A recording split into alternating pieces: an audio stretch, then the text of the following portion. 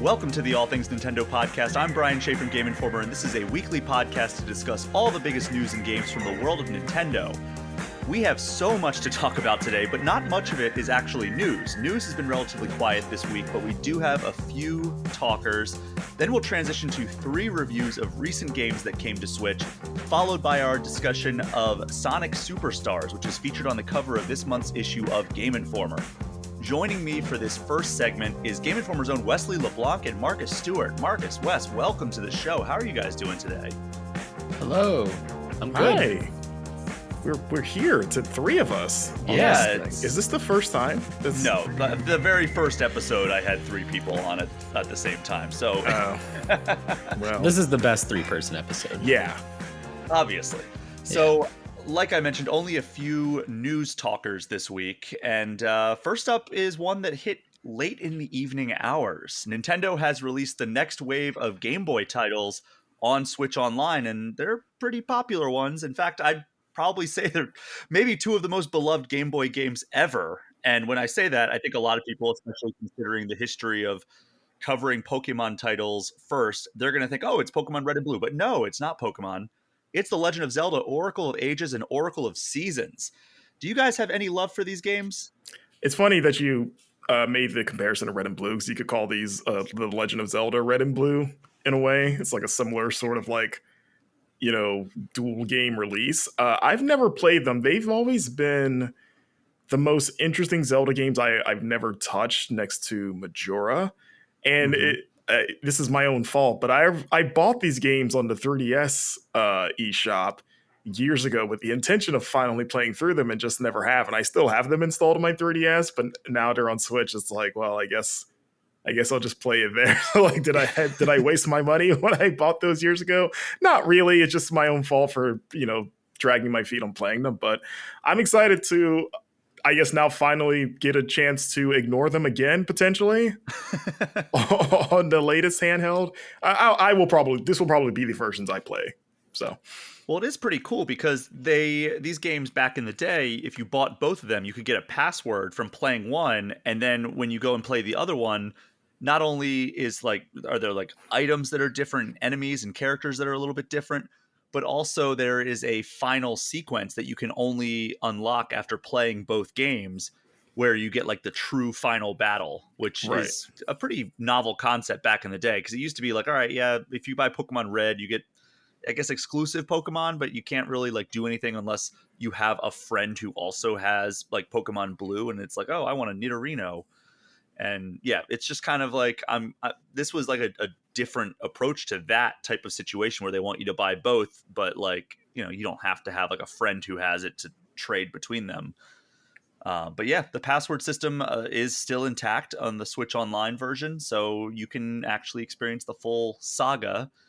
And those are available right now on Switch Online. So 2 of the most popular and greatest Game Boy Color games of all time available on the Game Boy catalog. yeah. And now all the Capcom developed Zelda games are there too, because they did Minish Cap. Yeah. Yeah. So that is something that I was writing this news story up, and I was like, man, like there's like every major Zelda game is now on Switch, except the 2 that I always bring up, which are Wind Waker and Twilight Princess. Why do we still not have those games? I have no idea. But next up, IGN had an exclusive reveal yesterday. Nickelodeon All-Star Brawl 2, which is the next entry in Nickelodeon's Super Smash Bros. Clone series. And the trailer showed that, like, most of the roster appears to be the same characters as the first one, but it also shows that Squidward and Jimmy Neutron are joining the roster, which they definitely leaned into kind of the memeability of Squidward. Like, they had like the handsome Squidward, and they had like a lot of the gifs that you see of him kind of playing out in the game. So I'm about that, especially after they leaned into it with Nigel Thornberry being one of the characters that they added. It's funny that because they did that with Hugh Neutron as DLC in the first game, because he's also a big meme. Yeah. It's like they added Hugh before the main character of the show that he's from. I think it was Kyle because Kyle, in between his stints at Game Informer, worked at Game Mill Entertainment, which is the creator of this game. And I think he was saying that, like, Hugh Neutron was like the bane of his existence for like several months because people wouldn't stop tweeting it. All he sees is Hugh Neutron when he closes his eyes at night and just ducks. Wooden like, ducks. It's like how some people like they close their eyes and they see like the Tetris blocks. He's like, hey, Jimbo. Nightmare. Not a bad sight. Yeah, not a bad sight. I mean, Jimmy Neutron absolutely. If he was born back then, he would have grown up to been Oppenheimer, right? Oh my god! Certainly I thought you were going to go like yeah. he would have grown up to be like Elon Musk or something.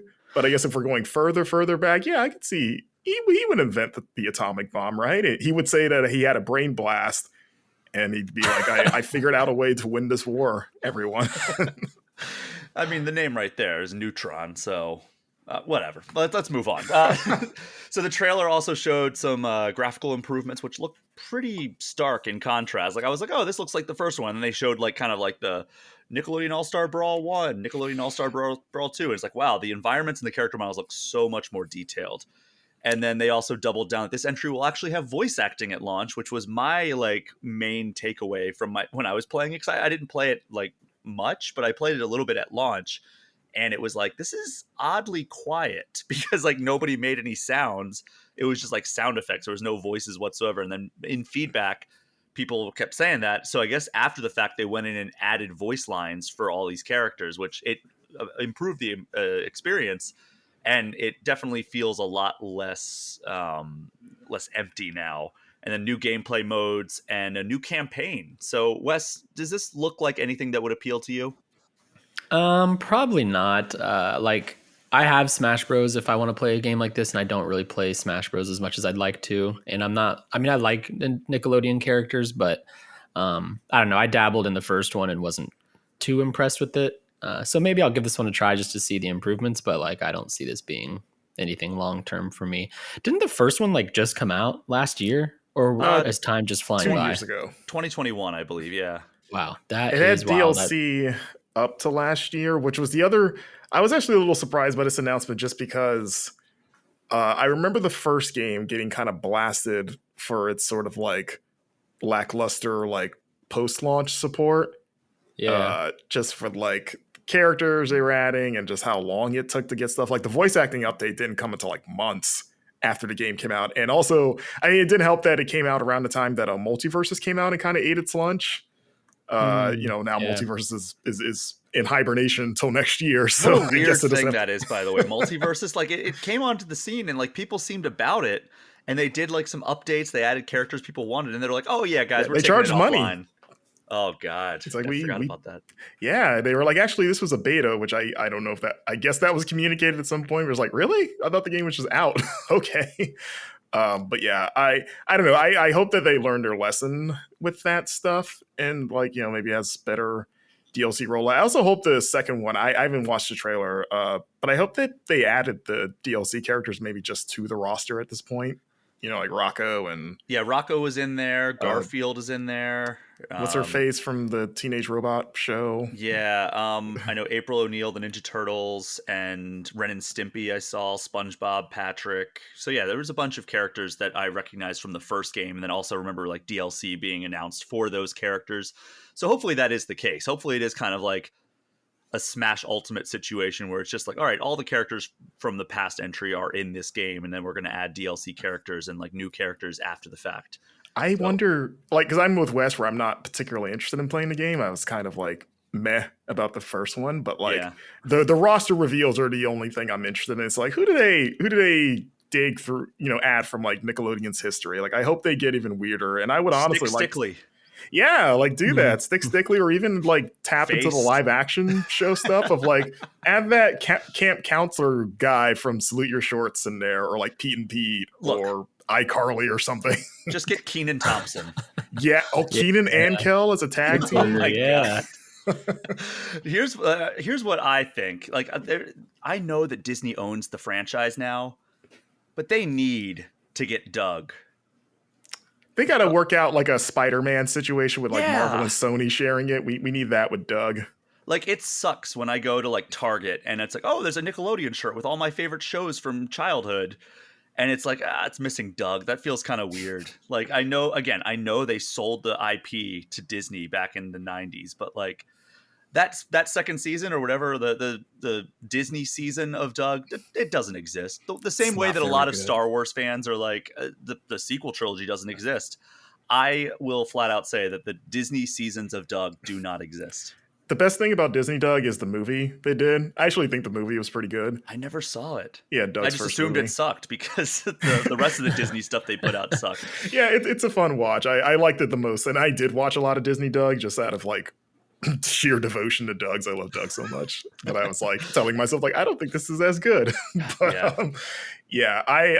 I really hope they get super wild with the roster and get some like real deep cuts in there. Yeah, I mean, that's how you attract people who are just kind of like, it looks like a crappier Smash Brothers. Like, look at like Power Rangers Battle for the Grid. Everybody was like, that's kind of like crappy Street Fighter, but with Power Rangers characters. And then like they started getting a little over the top with it, and they literally added like Power Ranger forms of Ryu and Chun-Li, and everybody's like, okay, this is kind of cool, actually. Yeah. I was gonna say, people actually like that game though. Like, it's got a community around it. It started off like, okay, this is like, we have Street Fighter at home vibes, and then it like they've done a lot of improvements, and that game is actually pretty respectable now. Yeah. So hopefully that's the case with this one, because again, this is very much like, why would I play this game aside from I like Nickelodeon when Super Smash Brothers Ultimate exists on this exact same platform, and I already own that. So like that, this is targeted, I think, towards people who either have super heavy nostalgia for Nickelodeon or don't have a Switch. But it is coming to Switch as well as every other major platform. We just don't know when, but I don't know if it's going to be too far off though, because the official account on Twitter for it, or X or whatever we're supposed to call it now, is saying it's available for pre-order. So I don't know if we're going to be getting a release date soon, or if it's like, we're just listing pre-orders like super early. So it's going to come out the same day that Multiverses relaunches. But all right, the last news story that I have for us, and we're going to jump into a trio of reviews. Late last week, NetherRealm Studios held its San Diego Comic-Con panel, and the centerpiece of that was Mortal Kombat 1. And the big news coming out of it was that we now know the first 6 DLC characters that are a part of Fighter Pass 1. So we have 3 characters from Mortal Kombat and then 3 crossover characters, which is not out of the ordinary for the Mortal Kombat franchise at this point. So from the Mortal Kombat side, we have Quan Chi, Ermac, and Takeda, which I like Takeda. I like all 3 of those characters, actually. And then on the crossover side, I'm sensing a theme. So, Mortal Kombat 10 was kind of like horror/sci-fi. Mortal Kombat 11, the crossover character theme was like 80s action movie heroes, because they had like Terminator, RoboCop, Rambo. It was a pretty cool theme that they brought into play there. This time, we have Peacemaker, we have Omni-Man, and we have Homelander. So I'm sensing a superhero vibe here. And are they superheroes? I was about to say, it's like a very specific type of justice. Yeah, I was like, superhero question mark in parentheses. Yeah, so Peacemaker, I don't know if it's going to be voiced by John Cena, but they did confirm that Omni-Man is going to be voiced by J.K. Simmons. They got to get Cena. Oh my God, it would be amazing. And he would do it. He seems like he'd be totally down to do and that. And it seems like they're going to have Anthony Starr for Homelander. Okay. Which, I mean, the official The Boys TikTok account, I think, leaked this like 2 weeks ago or 3 weeks ago, where when they announced Homelander was coming to Call of Duty, somebody was like, do Mortal Kombat next. And they just responded, confirmed. It's like, cool, guys. Thanks. Nice. But yeah, Peacemaker was a big surprise for me. I'm not an Invincible fan. By the way, Peacemaker's from James Gunn's The Suicide Squad and also his own HBO Max show, Peacemaker. Omni-Man is from Invincible, which is the Amazon Prime series, and Homelander is from The Boys, which is another Amazon Prime series. So I'm very excited for Homelander and Peacemaker. I don't have any real like affection or connection to Omni-Man or Invincible, but do either of you know that show? Yes, I love Invincible. Really, really good. I've heard great things about it. And like, is it kind of like similar themes as like The Boys? Yeah. It's definitely like rated R superhero stuff. Yeah. Yeah. And I actually haven't seen The Boys yet. I just know like from cultural osmosis things about Homelander. Oh yeah, But, I mean, not like a the thing, like superhero. he's evil Superman, basically. You're like, okay, I've seen that. I do plan to watch it at some point. I but cannot recommend it enough. I love that show. Like I'm maybe more excited for that than like the next season of The Boys than I am like any MCU thing. And I'm like a diehard MCU Yeah. fan, but like the quality has dipped so much, especially like Secret Invasion. I know I'm not going to spoil anything because that season just ended. Man, what a disappointment Secret Invasion was. I've been hearing that online. I haven't seen it yet, but I've heard people say it's definitely one of the endings of all time. Like Yep. the acting was so good and everything else was so bad. But I'm glad that NetherRealm has found comic book super powered people that they're allowed to rip apart, Yeah. because all of them come from like hyper violent series. Let me ask you this. Is there any chance, let me ask Wes this. Is there any chance we get a Marvel character in here? We have a DC character, we have Invincible, we have The Boys. Is there any chance we get a Marvel character? I don't think so. No, I mean no, there's no way, because that's basically DC working with Marvel because it's Warner Bros. So I just don't see that happening, and I don't see which Marvel character would fit here to be like ripped apart and have their maybe face that's Zombie. exploded. Punisher? and- What's up? Maybe Punisher? Yeah, perhaps, but Or then Deadpool would work. He gets Yeah, ripped that's apart a true. lot. Deadpool or Wolverine were the two that I went to because like they could show after the fact like, oh, they're healing. Yeah, that's true. I feel like Disney is like so much more protective of its characters in that way. Like, yeah, Deadpool and Wolverine make sense to rip people apart, but I feel like Disney doesn't necessarily want to see those characters ripped apart. Although we I'd love it. literally saw Deadpool. I mean, this was before the Deadpool Disney acquisition, but like in Deadpool 2, he gets decapitated. Yeah, Oh, I yeah. guess Yeah.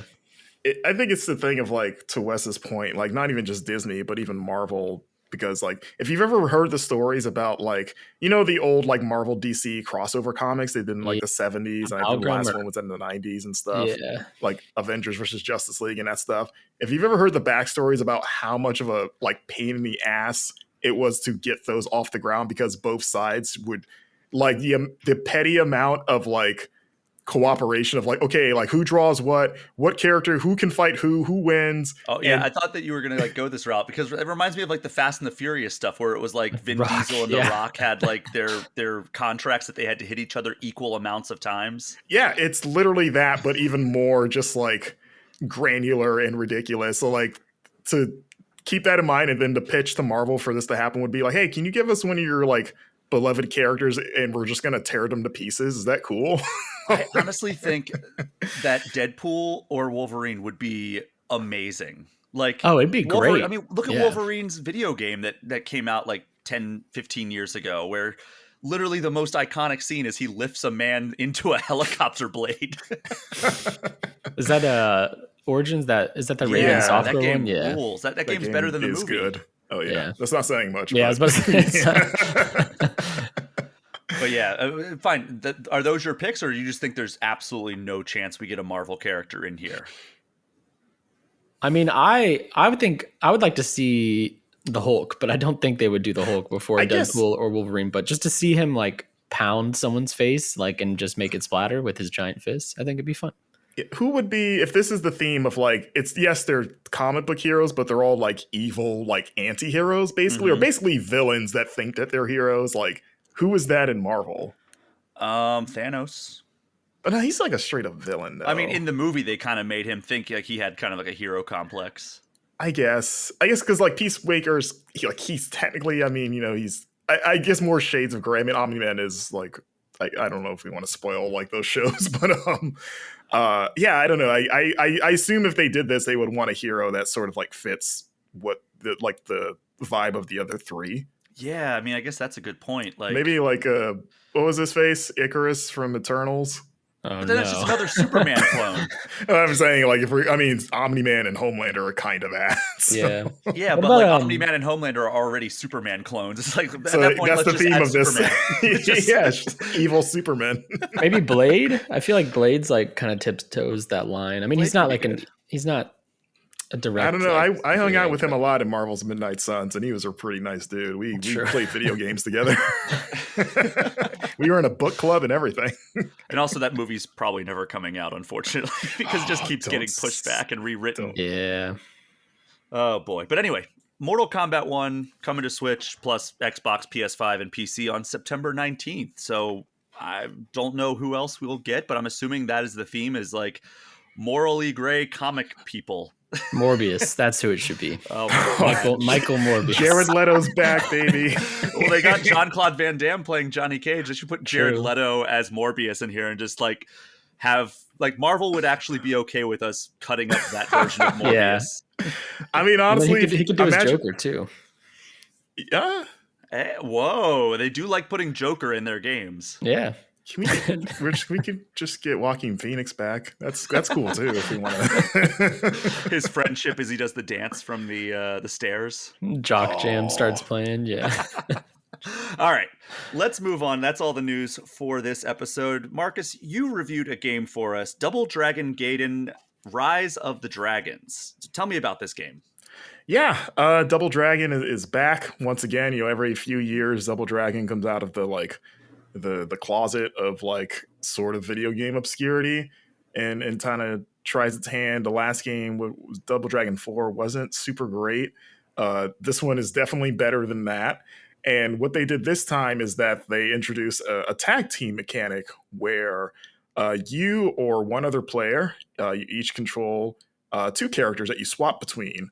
And it's sort of like they do like a Marvel vs. Capcom style. Or if you've ever played, you guys remember Young Souls, that like cool beat 'em up that was a Stadia exclusive and then came to everything else? I never played it because it was a Stadia exclusive.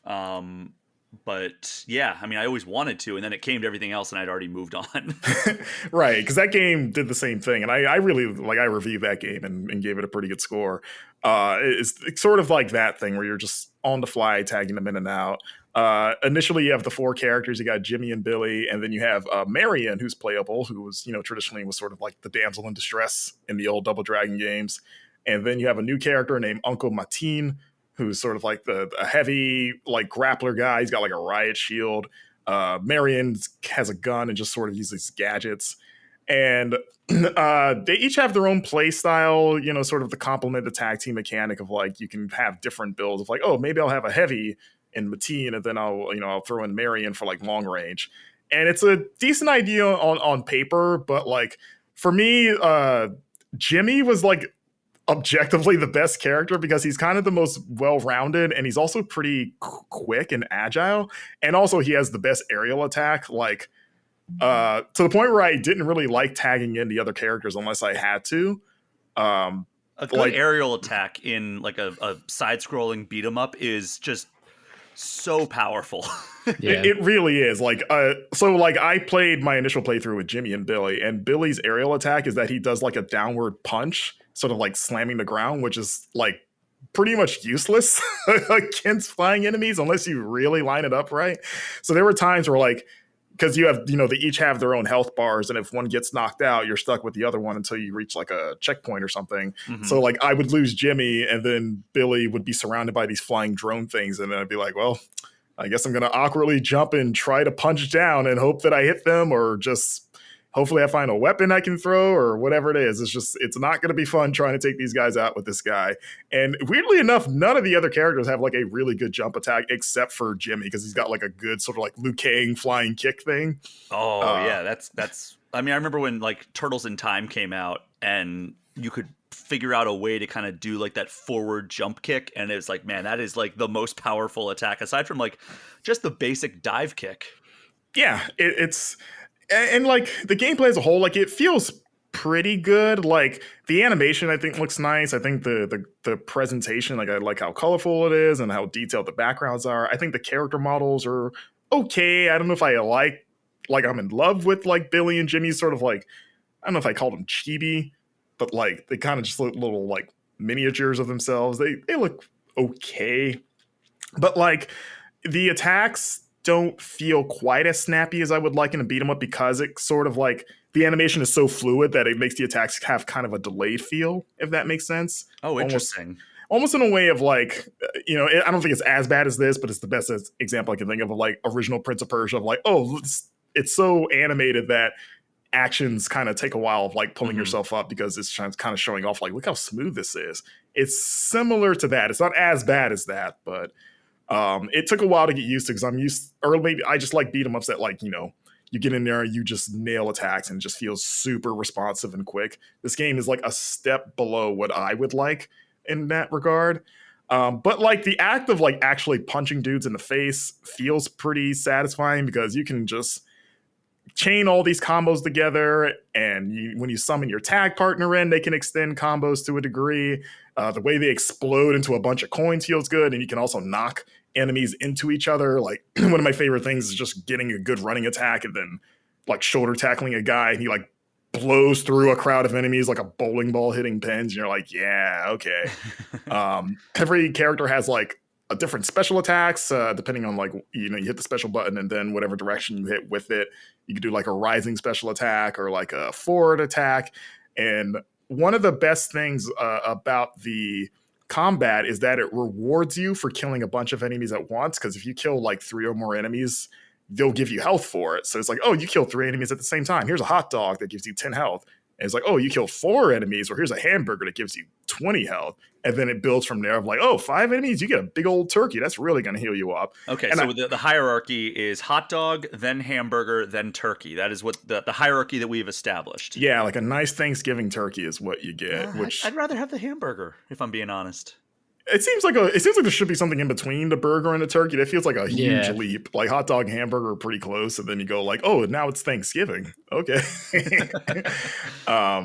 I normally don't have to beat up people to get my Thanksgiving turkey, but then I know some people do when it gets last minute shoppers fighting for the last turkey and stuff. Oh, no, you guys live in Florida, so yeah, it's a place can be pretty contentious during Thanksgiving. Yes, that is true. But I like it because it encourages you to thoughtfully, gang people up together to like unleash a special attack, and also to be aggressive. Like, oh crap, I'm about to die. I'm gonna have to get in there and like kill like 3 dudes at once so I can heal up. And also the game has a almost like a roguelike system where between levels you get a randomized selection of enhancements that you can give both characters. Like, oh, your combos do more damage, or you have more run speed, or like one of my favorite perks is like, hey, when this character dies, the tag team partner comes in with full health. So I was like, okay, that's good. It kind of helps mitigate the difficulty, which this game does get pretty tough. And they actually do what I think is a neat thing where so there's 4 like gang leaders that you're going after, and you can tackle their worlds in any order. And whatever world that you start with first, it's actually going to be the shortest stage in the game because you play their stage. It's like one section of it, and then you fight the boss, and then you move on. But every subsequent stage, they add a second like level in that world. So, whereas the first stage had 1 level, now stage 2 has 2 levels, and then stage 3 will have 3 levels. And so by the time you get to the end of the game, or like to 4th stage, you'll play what is actually the full stage. And so it basically encourages you to do multiple playthroughs where you're like, oh, I want to see the full version of the stage that I played first. Does that make sense? I think so. Yes, I played it. It's like it's kind of like they almost divide the stages piecemeal depending on the order, and it's like, okay. And then also, not only do the stages get longer as you go, but they get tougher. Where you'll see like they'll do on the level select screen, they'll do like a little chart that's like, here's the enemies, here's the bosses, here are the rewards for the stage, and then every world that you go start, it's like, okay, now this is harder. There's more mini bosses now because since there's more stage or more levels in the stage, that means there's more sub bosses now. You're going to make more money, but also the enemies are just going to be tougher in basically every way. So again, when I beat the game the first time, I restarted and was like, okay, I'm going to play the last stage first this time. Because the last stage was a nightmare, and I kind of want to see what the easy version of this is, and then vice versa. Like, I'm going to play the first stage last so I can see all that it has to offer, and then also see what the other mini bosses are. And I think that's a cool like remedy for how monotonous beat 'em ups can be. Mm-hmm. And so the idea of like, hey, the world's changed, and depending on the order, you might not see everything, or you're not going to see everything. I think that's neat. I think that's a cool idea. But the game's difficulty oftentimes is cheap as hell, because one of my biggest problem with the game is how enemies can just stun lock the crap out of you. And where if they hit you once, you pretty much just freeze up, and then they can just wail on you with combos. And the only way to get out of that is to tag in a partner, but you can't tag in all the time. Like, you have a meter that fills up, so you gotta have to be smart with how you tag in, which would be fine. Like, I don't mind that, trying to make tagging a strategic thing, but there's no invincibility window for the player that's coming in. So there's a lot of times where I was like, oh God, I'm getting like destroyed right now. I need to tag out.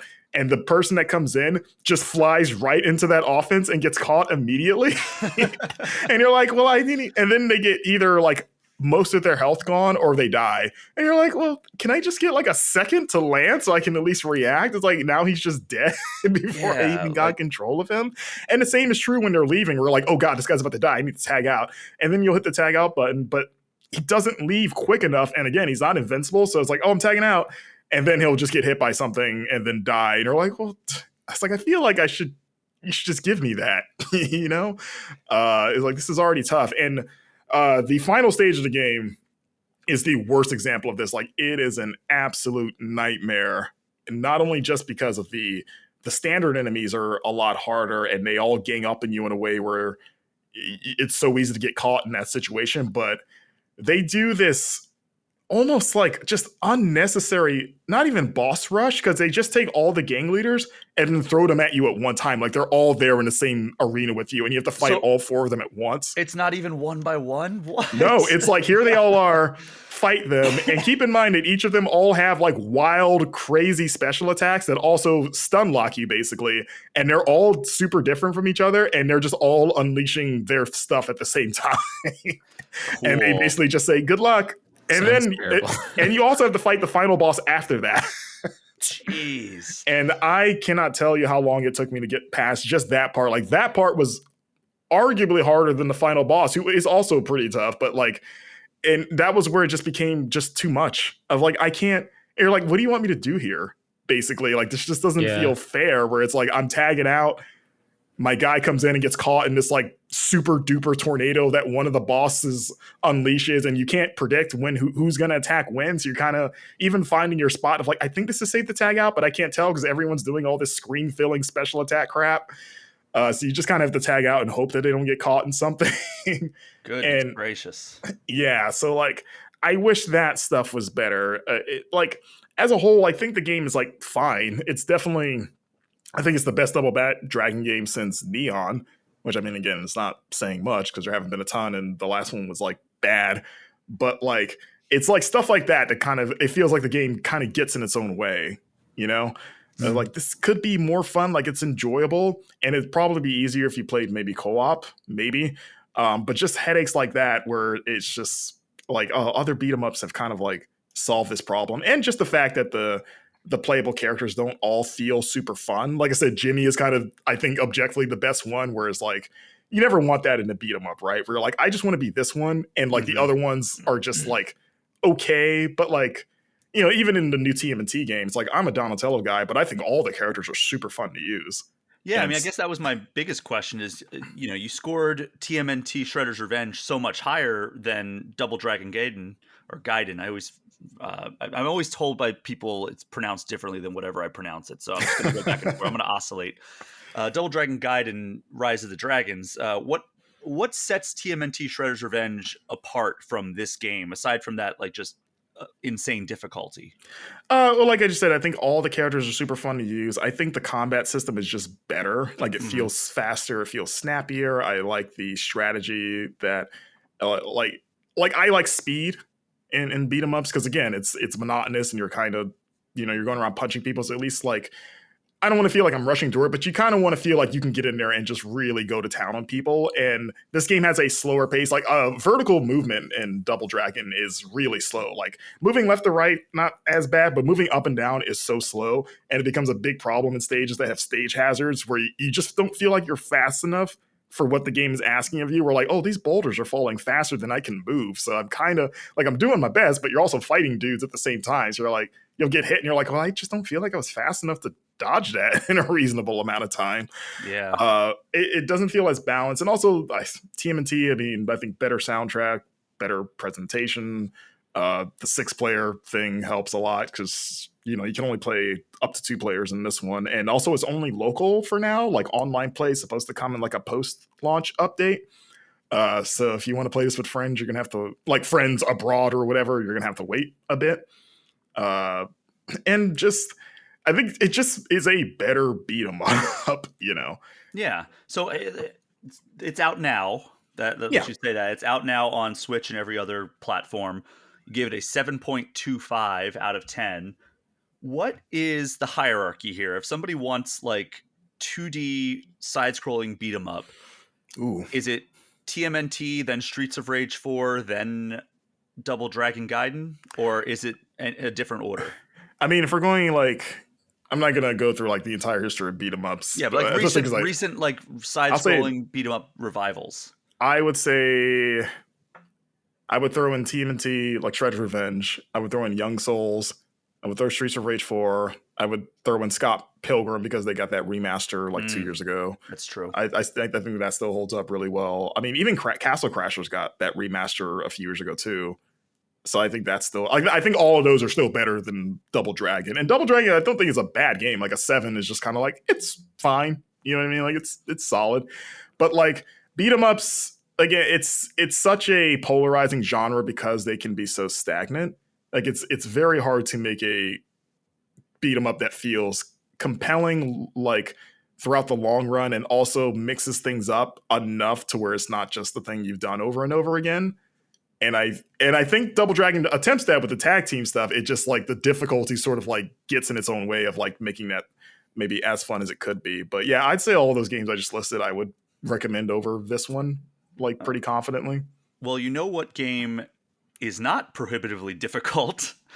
That is our next game that is being reviewed on this episode. That is Disney Illusion Island. Wesley, you have played this game from start to finish. You've covered it for us pre-launch, and I'm really excited to hear your final verdict on Disney Illusion Island. So yes, let's hear it. Disney Illusion Island it's a new platformer from Dlala Studios, who is a studio you might recognize as the team behind Xbox's, I think, 2020 Battletoads revival, which is another game I quite enjoyed. Because when I heard that, like honestly, like this got revealed on, was it the Disney Future of Gaming like stream or something like that? Yeah, it was like a D23 gaming. It was stream. either there or it might have been a Nintendo Direct because it is a Nintendo Switch exclusive, and they had those two events side by like next to each other. But regardless, yeah, it was Anyway, you were saying revealed last summer, I think. And yes, I remember thinking like, oh, this looks really great. Like I love the art style, like the animation is really good looking. And then I saw it was developed by this team, and I was not a fan of that Battletoads game at all. And I was like, oh no. So it convinced me otherwise. Tell me why this game is fun. Well, what's interesting about it is it's a Metroidvania platformer. Which is to say there's a large map, it's all interconnected, and you will not be able to access certain things until you have certain abilities. So lots of returning to former areas to find collectibles and progress the story and whatnot. But it's also a very, very awesome platformer. Uniquely, it has no combat in the game. So every enemy you see, your goal is to dodge them or get away from them, basically jump over them. And so as a result, at first, it's a pretty simple game overall, and that lack of combat is very apparent when you start. Because like combat is so, that's a big part of this type of game. But once you kind of get used to what it's doing without combat, you can almost like play this game in a very like speedrun-esque fashion. Like you could theoretically start from one point of the map and cover the entire map without stopping once at the end when you have all the abilities. And the game caters to that really well. So it feels a little floaty and it's kind of slow at first. But then once you start to get all these different abilities like double jumping and long jumping and wall jumping, and there's like wind tunnels that you can ride up and all kinds of stuff to add to your tool set. it gets really quick because you're just bouncing off walls, jumping over this enemy. You're kind of doing it without even realizing it necessarily. Like it becomes second nature, and you're just like really zooming through this world. And it's really fun. It's a game I hope the game's done quick does, because I think it will be really well or perform really well there to watch. But that's not what I played this game for. It is a love letter to Disney, and especially the 4 mascots that you can play as: Donald, Mickey, Goofy, and Minnie. And this team has a lot of love for Disney, and they did their research, and it's apparent in pretty much every aspect of this game. And as someone who likes Disney, especially like Disney history as it relates to like pop culture and stuff, I was really, really, really enjoying everything I did in this game. There are collectibles. Oh, go ahead. Sorry. You called them the Fab Four Yes. in your review, and I had to look that up Yeah. because for me the Fab Four is the Beatles. The Beatles. Uh-huh. And I was like, is that like a terminology? Because you said it multiple times in your review, and I was like, is that something that like is known? And like I had like, even when I Googled Fab Four, it took me to the Beatles, and then I just put like Fab Four Disney, and then it was like, yeah, this is Disney speak for the 4 main characters in the Disney universe, which, you know, Mickey, Minnie, Donald, and Goofy, which are the 4 characters in here. So it made sense, and I didn't like correct you like, oh, you're talking about the Beatles. But yeah, that was something that I was like, is that a term? And I even asked like a friend of mine who was very into Disney, and she didn't even know that term. She's like, yeah, it makes sense, but like I've never heard that. Yeah, who had it first? That's all right. I mean, right? Maybe though, maybe not. Beatles were. I mean, Disney might have Disney's had it older first. than the Beatles, Yeah, obviously, much older. But yeah, but like at the same time, did we like have nicknames for like a stable of characters? Like I feel like Disney didn't really expand its character roster until maybe after the Beatles. I don't know. they also have the Fab Five. What is that Pluto Yeah. thrown in there? Sometimes it's Pluto, sometimes it is Daisy, which Well, that's is confusing. Donald's. I don't know if they're married or what, but she's It's associated with. complicated. Okay. Yes, yeah, it's complicated. But yeah, it's those 4 characters, which I used to go to the Disney parks a lot, like because I'm 2 hours away from Disney World. Yeah. And yeah, Fab Four is like, you'll hear that often there, and that's like, I know, on their little brochures, come watch the Fab Four on stage, all that kind of stuff. Huh, okay. And I do like Disney more than the Beatles, so. Wow.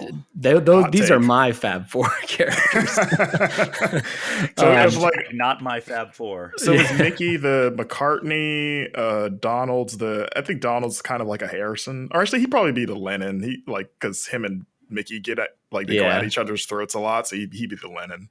And Goofy is probably Ringo Starr. Yeah. Or Ringo is the Goofy of the Beatles. Yes. Pete Best was Pluto. That was his original nickname, but it was copyrighted. So I was like, I guess I'll call myself Ringo instead. But so like the main draw for this game is Disney. If you don't like Disney or particularly care to like hear these characters talk and interact in new ways, I don't necessarily know if that this is a game to like check out. It's a very good platformer. It's a competent Metroidvania. Like, it's fun, but it is made with Disney fans in mind first, or at least people who like Disney, you know, kids or Disney adults and all that. And I do like Disney a lot. So the little collectibles, like hidden Mickeys, where you take a picture with a little hidden Mickey logo, which is something that's very popular to do in the theme parks. There's Mickey memorabilia, which you collect, and it's like, oh, these are Mickey's shorts from this 1930 Mickey Mouse short, and it's done in Delala's visual style. And you get like a little snippet of information about the short.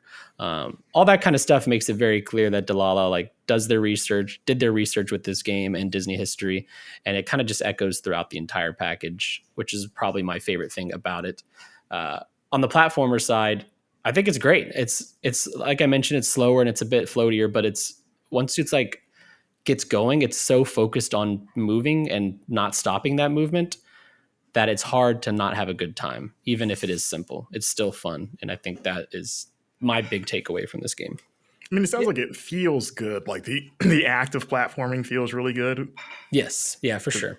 Because that was my biggest concern. I mean, obviously with any platformer, but especially one where it's like there's no combat. So you're like, okay, it kind of almost has to be like double good, since that's Yeah. That's pretty much all it is. It's great. And all 4 characters, you can play up to 4 people if you want. They all play the same. They have the same moves and stuff, but each has been animated differently. So Goofy's like taller and he lumbers around the map, whereas Mickey kind of moves like classic Mickey Mouse. And they all have different unique animations that go with their different moves. So like your double jump with Mickey, he uses like a little firecracker rocket thing to like propel himself forward, whereas Goofy uses a spicy pepper that projects himself forward. I don't know what the science is behind the pepper that makes him, I don't know if he's ingesting the pepper and then launching forward with that.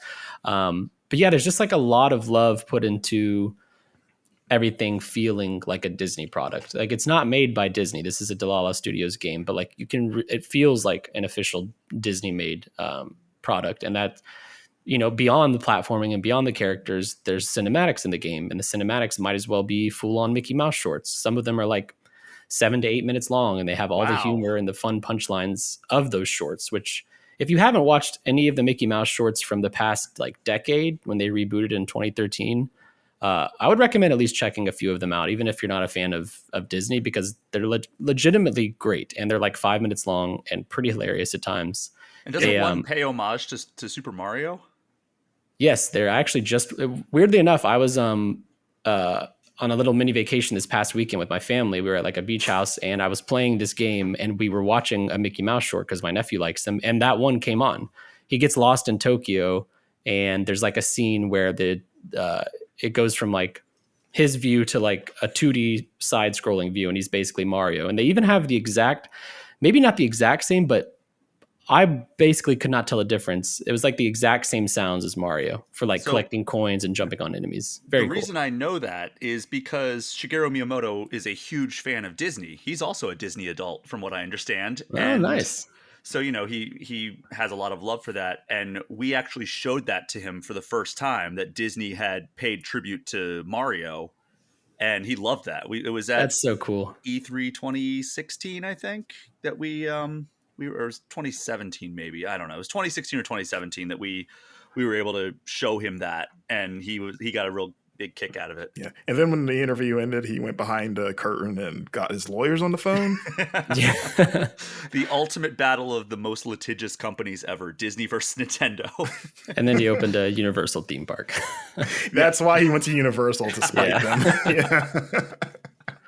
Yeah. But yeah, like one other aspect of this game I want to mention is the music. The Disney music is, really awesome, whether it be like soundtracks performed by like actors and actresses and stuff, or even just like the orchestral music. Like that's a big part of the reason why I like Disney stuff.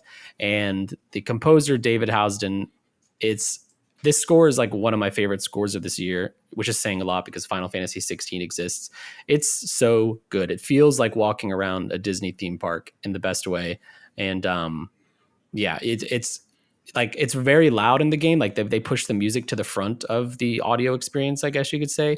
And it's such a good call because you'll be humming these tunes in no time. It's awesome. Yeah, it runs pretty good, I assume, right? Like on Switch. Oh yeah. I've had zero visual or technical issues.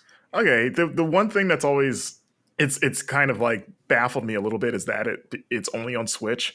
And for a game that, like, the Switch is like not some potato or anything, but for like a game that is so steeped in like animation from a company that is obviously an animation-based company, it's almost weird that it's not anywhere else where it could run it like at 60 at like 4K just to really show off like the fluidity of the animation and just how vibrant it is. You know what I mean? Yeah. I'm not saying that's what I was wondering, but. Yeah, that's still just interesting to me that this is only on Switch, like not even PC. Like, do you get the sense that it's going to be a later on, like the exclusivity will fade? I don't know. During Summer Game Fest this year, I went to one of Disney's campuses to interview these devs and play their game and all that kind of stuff. And I did ask them about that, and I basically got like a no answer type thing. Like it was just not something that they could discuss. And obviously, it's not necessarily up to them. That's probably something Disney has a say on. So I have no idea if this is going to come to other platforms. I don't think it will, to be honest. It's like very attached to Nintendo. Like we said at the top of the podcast, I think Nintendo announced this during a direct. And if Yeah. not during a direct, then Marvel announced it during that, or then Disney announced it during that game showcase, and then Nintendo showcased it shortly after in a direct. And I mean, Nintendo's been pushing this on their official accounts. Like, it's very Nintendo focused, and so it could come to other platforms, but that's I don't get that sense. Mark my the time right now. It is July 28th, 2023. I'm saying 1 year from today, which is 1 year after the game releases, we are going to either have a multi-platform release of this, or one will be announced. Yeah. Okay. It's July 27th, by the way. Well, not when people are listening to this, Marcus. It's Oh, okay. Wow. I thought you meant. Oh, okay. You Gotcha. just ruined the magic. That's called the the Disney theater of magic the is mind. gone. Sorry, I'm the guy that goes to Disney and tells you how everything works. He just kills the magic for all the kids. Like, that's actually a dude inside of that suit. It's not Mickey. I'm sorry. Yeah, and if they throw up, they're not allowed to leave the suit. They have to get it backstage. Yeah. Hey, I mean, maybe honestly, Brian and whoever else was in that interview with Miyamoto, maybe you guys are the reason this is only on Switch, because he was so enamored with that short that he just kind of got possessive. And he's like, we need Mickey is ours. He cannot go anywhere else. And I mean, hey, the epic Mickey games were also only on Wii, right? Well, the first one was. Okay, Yeah. the first one was, but that was the one that everybody remembered, right? I mean, true. Yeah. But yeah, Disney Illusion Island. I was a little caught up on the lack of combat. Does that really feel like you're held back by not being able to like fight these enemies? No, I don't think so, because the enemies aren't necessarily like aggressive or combative. They're just like creatures that exist in this world. So like, you don't really have a sense that like they're not out to get you. You're just kind of, they're in your way. So you got to jump over them and get around them. And sometimes they shoot projectiles and stuff. But there's boss fights. There's a few boss fights scattered throughout the game. And that's where you kind of do get some gameplay mechanics where it does feel like you're in combat, even though you're not. Mm-hmm. So for example, in the first boss fight, you're in this like arena, and there's like switches all over the arena that you need to like platform up and jump on. And when you jump on those, after doing it enough, the boss's shield breaks, and then like an anvil or something like that drops on their head and damages them. So you're not like directly attacking them, but your moves are leading to attacks. It's kind of like how Batman doesn't kill people, but his, the things he does, he just does eventually kill them. Injuries for the rest of their lives. Like, oh, I didn't kill them. It was the TNT that I threw on them that killed them. I love that scene where Mickey's like, I don't have to kill you, but I don't have to save you either. It's one of my favorite Mickey scenes. Yeah, it's infamous. So like, you do get a feel of that combat in the game, but I mean, I do want to stress there is no combat. Like, you're not going to be pressing A to punch or anything like that. So if you feel like that's necessary to your Metroidvania enjoyment, then you won't find that here in Illusion Island. All right. Well, you gave it an 8.5. It seems like your main criticism was like, at times it's a little too easy, but like, other than that, you seem like you loved it. Yeah, it's a children's game first and foremost. I mean, it's Disney, it's on Switch. They have a ton of awesome accessibility options to make it even more playable with children. But like, still, it's, millions of people love Disney, including myself, who has played Metroidvanias and platformers all their life. So like, I am a little disappointed with how simple the adventure is, and I would have liked something in there to kind of get me sweating. But for the most part, it's like a brisk and easy, no stress experience.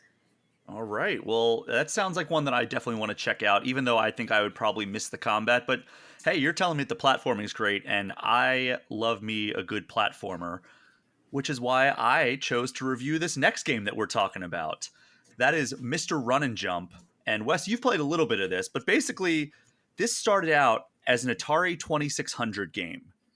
And not even a game, a homebrew creation by this developer.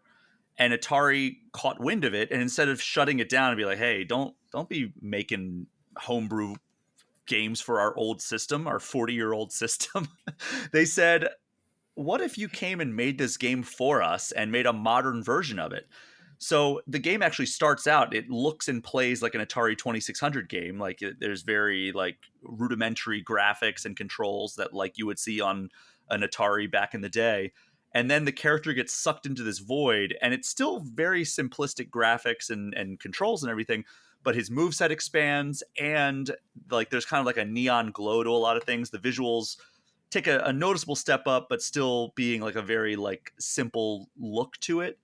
But this is just a very solid, sometimes quite difficult 2D platformer. And there's, again, no real combat, but you are just basically going through these really high skill based obstacle courses. And each world has these different themes. So, like, one's like a jungle. So, like, there are actually like predators that, like, if you go near this set of spikes, like a monster will kind of jump out and try to grab you instead of like that's like kind of lying in wait.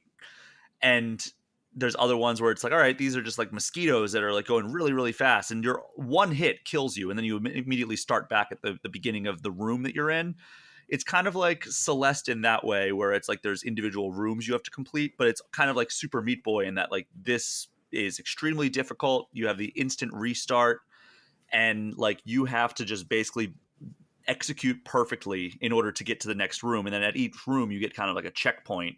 And some of these sequences are just maddeningly difficult. And you have a pretty basic moveset. You can jump, double jump, high jump, long jump. You can do kind of like this lunge in the air.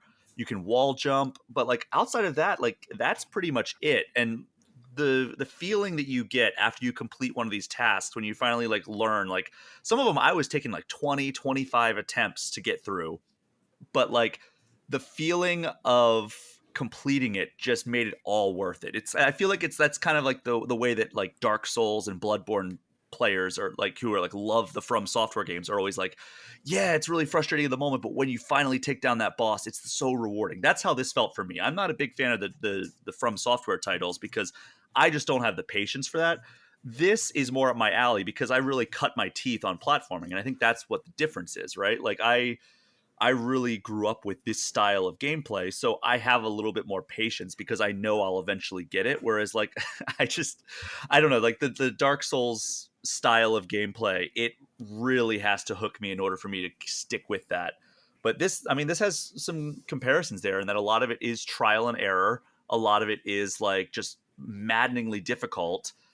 And there's some really, really fun sequences. Like once you get like kind of like so good at a particular room that it feels like you're speed running it, that's when it really starts clicking. Because like you're like, oh my god, like I long jumped to this platform, then I high jumped up, and I avoided this obstacle, I slid underneath, because you can also kind of turn into like a Metroid style ball and like roll that way. And like once you start really firing on all cylinders, you kind of feel like you go onto autopilot, and that's when it really starts clicking, of like just moving fluidly from one movement to the next and landing on a platform, knowing exactly what you needed to do because you've died on that platform like 6 times, and then making it to the next room just always feels so rewarding. So Wes, I know you haven't played as much as I have of this, but are you kind of in the same perspective that I'm at with this?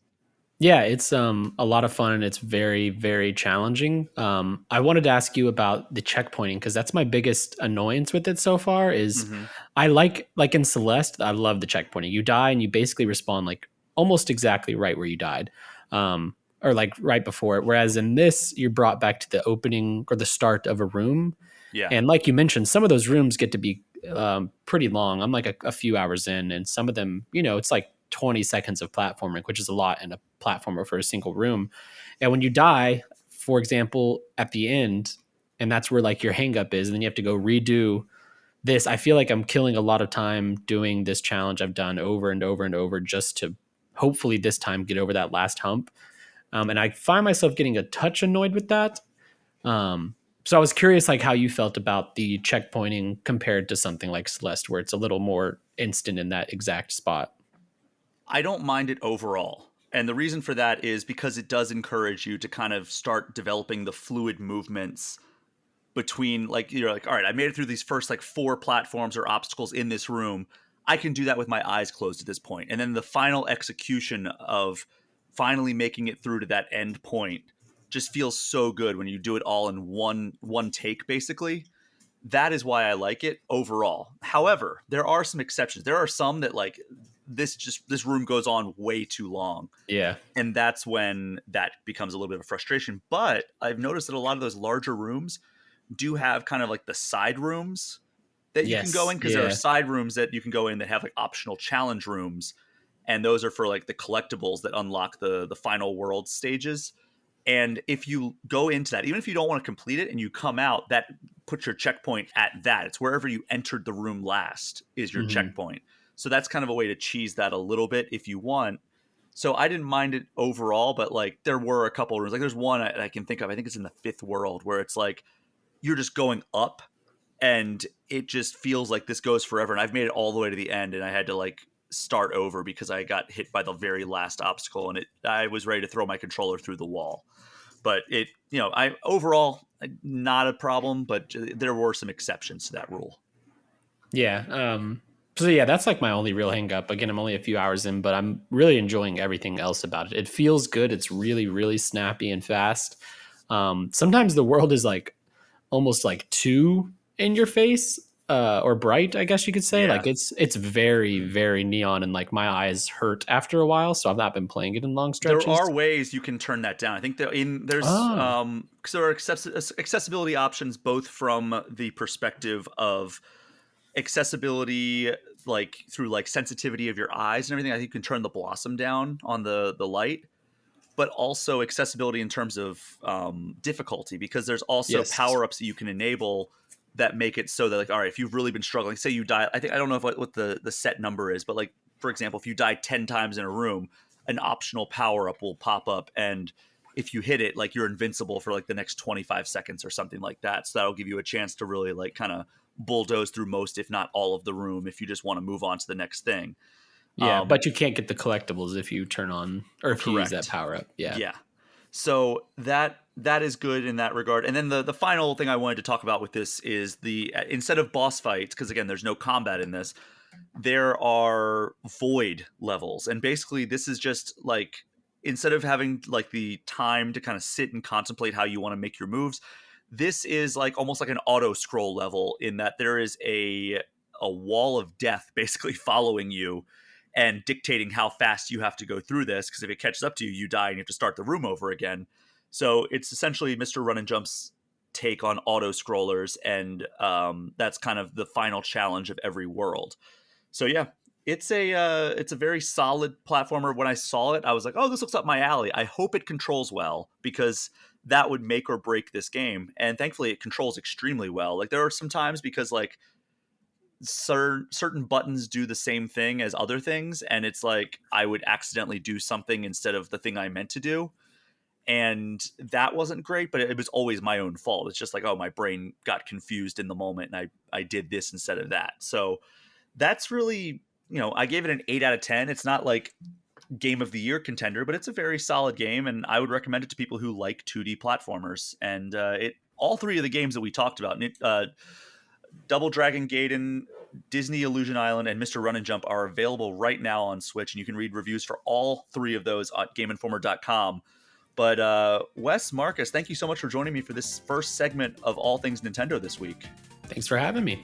Yeah, thanks. Marcus, go ahead and tell people where they can find you on social media. I am on Twitter and Blue Sky at Marcus Stewart 7. And what about you, Wes? I am on Twitter at LeBlancWes, and on Blue Sky, I think I'm just Wesley LeBlanc, and then I'm also on Threads. I don't even know my Threads username, but I haven't been using it, so maybe don't even bother. And you can find my words on GameInformer.com, and you can hear my voice sometimes on Game Informer's YouTube channel with new gameplay today. We are going to take a quick break, and when we come back, I'm going to be joined by Alex Van Aken, and we're going to talk all about everything we learned from our cover story of Sonic Superstars. We will be right back.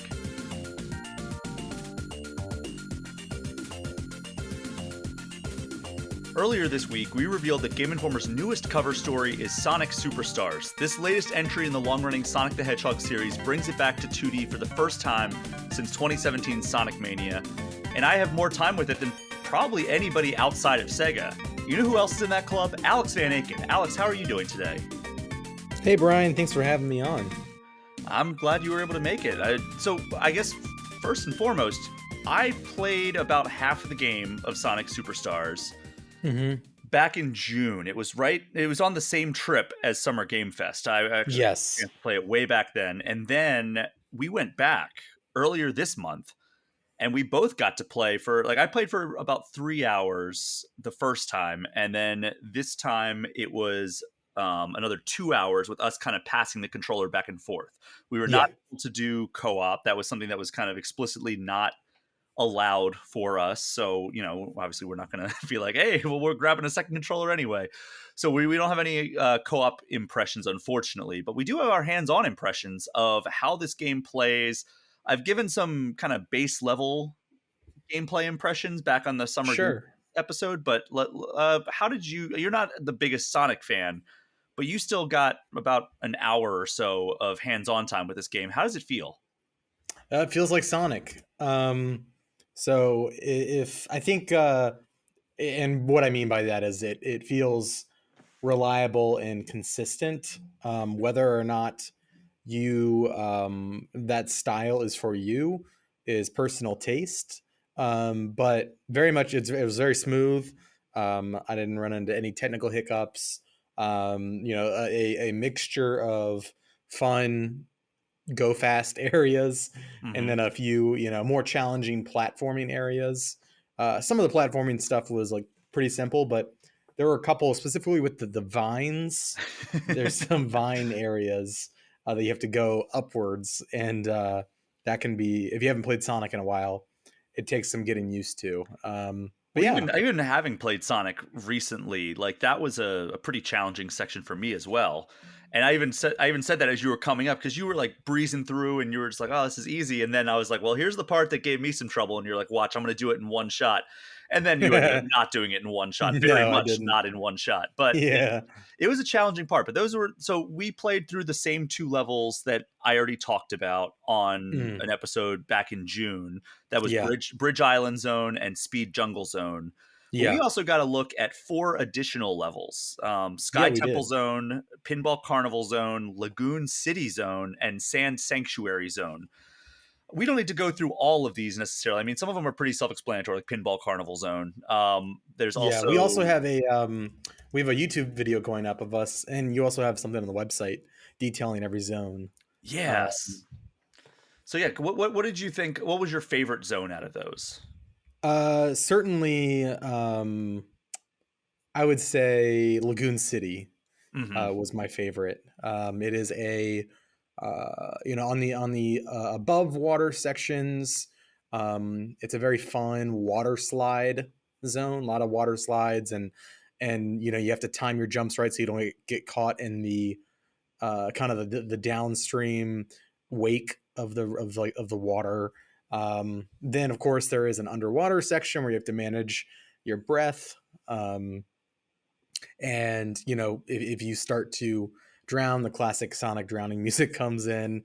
But That came that on a that few area times is for sure. yeah, that area is all about kind of using bubbles to navigate past. I'm not sure what their official name is, but it's like the spike fish, um, the purple spike And fish. like, yeah, you're actually in the bubbles. It's not like just like Yeah, using the air bubbles. There are some air bubbles that will allow you to keep platforming underwater without the dreaded drowning music coming on. But yeah, there are a lot of sequences where you're actually enveloped in a bubble and you have to navigate kind of like a spiky obstacle course. yeah. Was this the area, Brian, that had the mini game where you're bouncing around and getting rid of the blocks, or was No, that that is Sky Temple Air Zone. Sky Temple? Okay, yeah, So Sky Temple Zone is probably, I mean, Lagoon City is probably my favorite, but Sky Temple is a close second of the 4 hmm that are exclusive to us. And that one is, up in the air. It's kind of takes some inspiration from Sky Sanctuary, which was a Sonic and Knuckles level, yeah, and also maybe a little bit of Windy Valley, which was a Sonic Adventure level. And it kind of puts them all into one. And there's some really fun mechanics, one of which being the breakout style mini game, like Breakout, the old arcade game where like you have like the paddle and you're shooting the ball back and forth and breaking blocks. That's basically what that is, where you're yeah. using your character as a ball and shooting them into the bricks to get through and like get special like power-ups and rings and everything, or you can just go through like main line and just get through the area. So I've noticed that a lot of the stages have fun little gimmicks, and obviously Pinball Carnival, you can probably guess what the gimmick is on that level. But there is in Pinball Carnival, there's also a fun like second act part that it allows you to kind of hop on these moving platforms almost like a roller coaster, and then you have to like avoid enemies, but also there's like arrows that tell you, hey, you should jump like right now, because then when you do jump, it allows you to go into like these like spheres that like shoot you upward, or rings that shoot you upward, and that like will allow you to get to the next platforms. If you miss those jumps, you actually are the roller coaster thing's going to crash and you're not going to make it. But Sky Temple was fun because at the end of the act, first of all, it's the only one that's just one act. All the other ones are 2 and sometimes 3. There's like a bonus character specific act. Like there's Act Sonic for Speed Jungle, and then Lagoon City there's Act Amy, and those serve as kind of like storytelling acts. Like the Speed Jungle's Act Sonic, there's like Knack, or not Knack. Knack was what his name was in the American release of Sonic Triple Trouble. Now he's known as Fang the Hunter. He basically is chasing Sonic the entire time and like trying to attack him and everything while you're going through the level. And then in Lagoon City's Act Amy, you meet Trip, who is the new character designed by Takashi Iizuka and Naoto Oshima. And they you have to carry her through like the latter part of that level. So it's kind of like some character moments and storytelling, even though they're still sticking to kind of like the classic convention of like no voice acting. It's all kind of like, you know, just like you see the characters on screen, you can kind of like ascertain what they're doing based on like their movements and everything, and like what the story is. As you know, and the opening cutscene, for example, is like, you know, Eggman is giving Fang like some money, and then an alarm goes off and you see Sonic and Tails flying in on the tornado, and it's like, okay, yeah, we get the story. There's no voice acting necessary. Yeah. So yeah, I mean, I guess we might as well just talk about Sand Sanctuary, because that's the only one that doesn't have any that we haven't talked about yet. And that's basically just like the typical desert level that we've come to know from the Sonic games. All of these have really fun boss battles. Like Sky Temple, I noticed, is interesting because it's a 9-minute Act 1, but that is the only act of that zone. The other ones, all like I said, have 2 or sometimes even 3 if you count the optional zones. But that's the only one that only has 1 act. The other ones have comprised of 2 or 3 acts.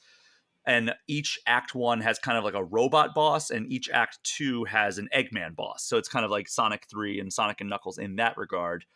But Sand Sanctuary's boss is kind of fun because like Eggman throws like enemies your way, and then you can hit them back. Yeah, you can like kind of volleyball them back at him and do like free hits, or you can wait for him to come over, and like it's like you're on platforms in like quicksand, so you have to kind of avoid his attack, because if he destroys the platform you're on, you're falling into quicksand and you're in trouble then.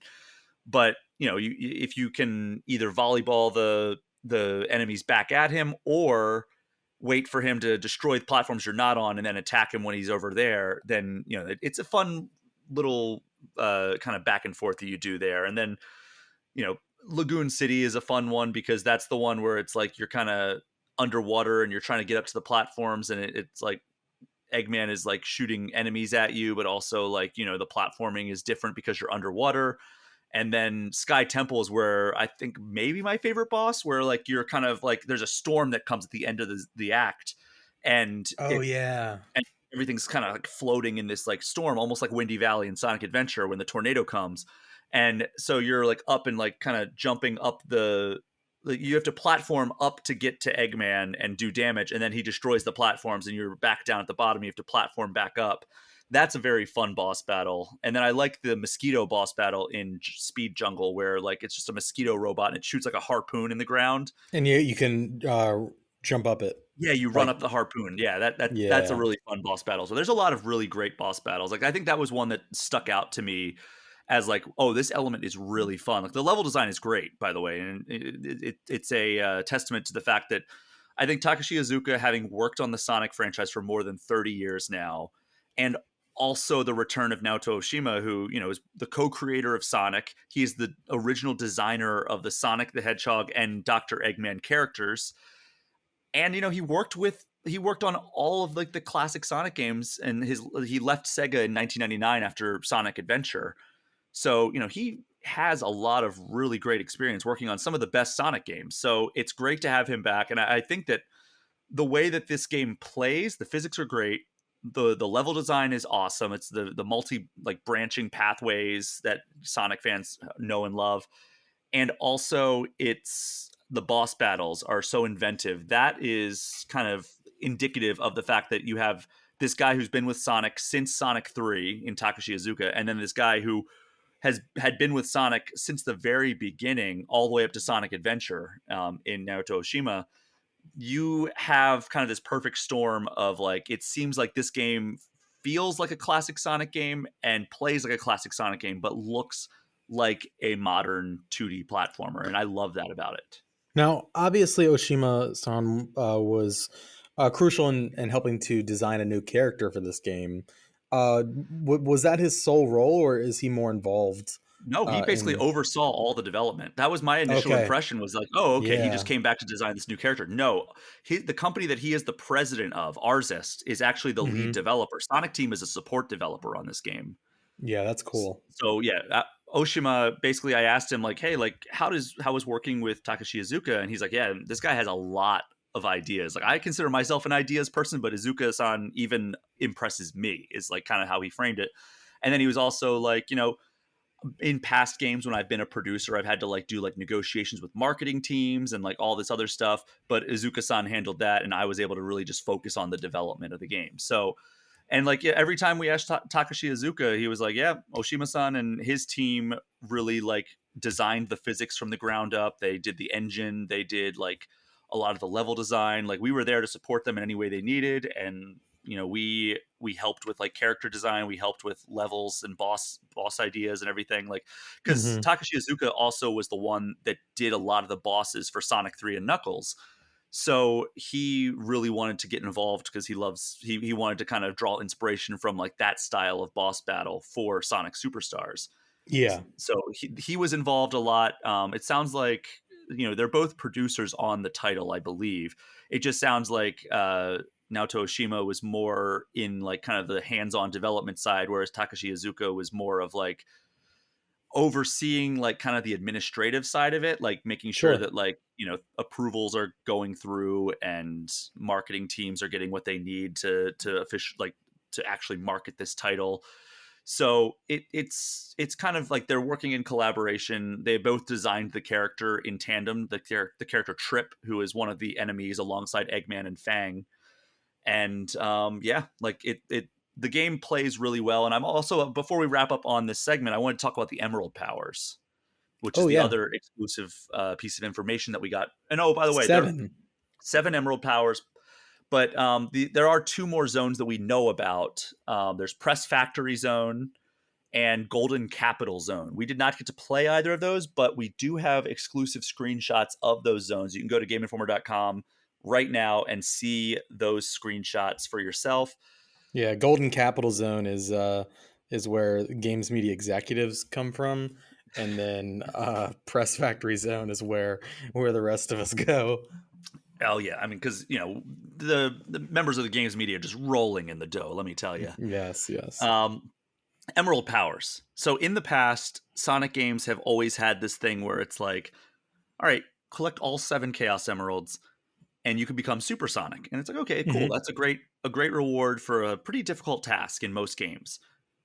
This time they wanted to incentivize you to get every single one, which I love that idea, because it's almost like, I think on the Game Informer show, maybe it was Marcus who drew it this way, where he's like, oh, it's like an Infinity Stone now. Like, you get power Yeah. for each one, and you can choose which power to use based on how many stones you have. But then when you get all of them, like, yeah, then you can do whatever you want, basically. And that's how this Then you works. can snap. Yeah, then you can snap and basically just vaporize Eggman. Yeah. I mean, I guess essentially you can do that if you become Supersonic, because you can just like stand right in the middle of him and do damage to him constantly. But yeah, so there's 7 Emerald powers, and they're all tied to specific Chaos Emeralds that you collect. So Avatar is one where it's like you activate that, and the way it works, by the way, is you select with the right stick which Emerald power you want to use, and then you press the Kind of like a weapon wheel. yeah, almost like a weapon wheel, and then you press X on the Xbox controller or square on the PlayStation controller, and then that activates the Emerald power if you're not on cooldown, because there is a cooldown, and that it will automatically get replenished if you go through a checkpoint. So that's kind of the way the economy works and the way the activation works. So there's Avatar, where it sends just a bunch of clones of your character running across the screen and takes out pretty much every enemy on the screen. That's really helpful for like boss battles. And like I know that you and I both used it in like an Eggman boss fight where like I remember I was like, oh my god, like I'm gonna die on this fight, and I was like, oh wait, I have my emerald power, and I just did that. I'm like, cool, I didn't die. So the avatar in particular is like a get out of jail free card if you're in a tough like enemy encounter. So I like that about it. But you do have to be mindful because like a lot of the bosses are multi-phase. So if you are doing, you should probably save it for as late into the boss battle as possible. So that way, like if you get to the end and it's like, oh, there's only one more phase, I'm pretty sure you could just do that and get kind of an auto win as long as like you don't miss, which it's pretty hard to miss on the avatar one. Ivy is another one that's tied to the green Chaos Emerald. Basically, like you can grow like this vine out of the ground, and it allows you to reach new areas. And you can also do this to like help your co-op partner. So like you can have like an ivy grow out of the ground, and they can jump on the vine and get to a place that maybe you could get to. And but they couldn't. Brian, does that act like so in the vine zone? I'm sorry, I forget the official name. Speed Jungle. Speed Jungle. There's vines everywhere you can kind of dash on. Is that how the vine ivy power works as well, or is it more of a climbable? It's kind of like a platform. Yeah, the vines in Speed Jungle have two purposes. There's some that you grind on that like kind of send you flying forward. And there's others that you're like using as like slingshots to like go upwards. This is more of just like a platform that grows out of the ground. Okay, yeah. From my understanding of it, because I didn't get my hands on this particular emerald power. The third emerald power, and again, these are in no particular order, aside from I know Avatar is number 1, Bullet is number 2 in terms of how you unlock it, but I don't know what the rest of them are in terms of like order that you unlock. But there's Water, which basically allows you to go up waterfalls, or if you're underwater, you can basically move freely around in those areas. So that's really helpful, especially in the Lagoon City zone. Bullet is another one where it's like you basically like suspend in midair, and then you can aim which direction you want to go and then fire in that direction. And that's useful, especially in like if you need to get to like a higher up platform, then you could jump, or if you need to like hit a boss that's kind of like too high above you. But I think that if you're in a boss situation, you probably just want to use Avatar anyway. Vision. This is an interesting one because it makes it so like you can activate this and you can see things that aren't normally visible. So the example that we got was like, okay, well, you know, if you see like an area that looks like maybe it's a little emptier than it should be, you can activate vision and it will like show, oh, there's like platforms and rings and other stuff that you can collect that you wouldn't have otherwise been able to collect. And they said that this is like to encourage exploration, but also I was like, oh, well, if it's like showing stuff that's unseen, how am I going to know when to activate these? Because, you know, you only get so many uses of emerald powers, and they're like, oh, well, there's going to be an indicator of some sort. And I don't know what that means, but there's going to be some way that like you'll know that you should use this ability. And then the last one that is universal for all characters is slow. And basically that's exactly what the name says. It slows down everything on the screen, gives you more time to react to stuff, whether it's a boss attack or like a platforming sequence that you need to time. And then there's a seventh one tied to the last Chaos Emerald, and that is Extra. And this one is interesting because all the other emerald powers act the same for every character. Mm-hmm. But this one gives you a character-specific ability. So Sonic unlocks the homing attack, which was introduced in Sonic Adventure. Knuckles earns the ability to punch. Tails gets the tornado spin, which at first I was like, okay, so he spins. And then like, Amy gets the throwable hammer, right? Yeah, Amy can throw her hammer, but like Tails, like I was like, okay, I need some clarification on what this is because I didn't have this ability when I was playing. And basically, it's not like him calling in the tornado plane. It's not him actually spinning around. It's him throwing a projectile tornado that like travels along the ground and takes out enemies in the way. So that's interesting and very cool. So I'm looking forward to getting my hands on that. The homing attack, I don't think it worked in Sonic 4 as a 2D side scroller because the physics were so bad. I think it could work well in the Sonic Superstars format because the physics feels so good. I think it's going to be cool to see if like this actually feels good. Yeah. Because it typically hasn't felt good in the 2D setting, but we only have Sonic 4 really to go off on that and like some of the handheld entries. So I want to see that. And then of course, you know, if you get all 7 you can turn into Super Sonic or Super Tails or Super Amy or Super Knuckles, and they all behave the same way, where you're invincible, invulnerable, faster, yeah, right? you go faster, your rings deplete. So I think you need to have, you typically, I mean, I don't know if this is the way it works in the game, I'm assuming it does, but typically Supersonic, in order to get that, you need to get 50 rings and all 7 Chaos Emeralds, and then you jump in the air, and that is how you activate it. So that I'm assuming that's how that works here as well. I know you can use Emerald powers. You can choose which Emerald power you want to use. So if you don't want to use Supersonic, you don't have to. You can keep using Vision or whatever other Emerald power you want to use. So that's the that's the Emerald powers. How are you feeling about Sonic Superstars, Alex? I've said this about a few recent Sonic games, in that I get very excited to play them. And I really liked Mania. Mania, I believe, made my top 10 list in 2017? Was that right? That's when it came out. And that was because I grew up a Sonic kid. Reluctantly, I was never. It was always a little too fast, and I think there are some inherent design flaws that the Sonic series has, just based on its DNA. And one being, like, you can't see what's in front of you that well. And of course they build around that, and that's part of what people like, is the speed and the challenge of maneuvering, right? But I really like Sonic Mania. And this is giving me some of those vibes. Like when I sit here and talk about it, and also when we played it, it's like, okay, this would be like a fun weekend game. Because I get the impression it's not that long. You played 6 zones, and I believe they said that was halfway. Well, I mean, there's a Nintendo Direct trailer that came out that was like speed through 12 zones. So that's why I'm assuming that's what they've announced. Sure. It seems like it's not going to light my world on fire, but I don't really need it to. And I think, like, actual Sonic fans, it really does feel like this is going to be one of the good ones. So I'm excited to play it. I'm excited to see how it does. I got full on back into like playing Sonic games after we got back from the trip, because I was like, you know what, I'm going to check this out. So I played a little bit of Sonic 4. I'm like, nope, this still isn't great. And then I went and played Sonic Mania last night, and I was like, God, this still feels so good. And that I mean, it's what Sonic Superstars more or less feels like. So that's why I'm really excited about this game, and that's why I was like really happy that we got to have it on our cover. And by the way, the cover art by Mark Hughes, who is an IDW Comics artist. He also did the reverse cover for the physical version of Sonic Superstars. He knocked it out of the park with our cover art on our magazine this month. Yeah, it's really cool looking. I do. That's one thing I do love about our Sonic cover stories, is the art is always awesome. Yeah, and I was happy. Like, Sega did a great job lining him up to do it. Last time when we had Sonic Frontiers on the cover, it was Evan Stanley, who was another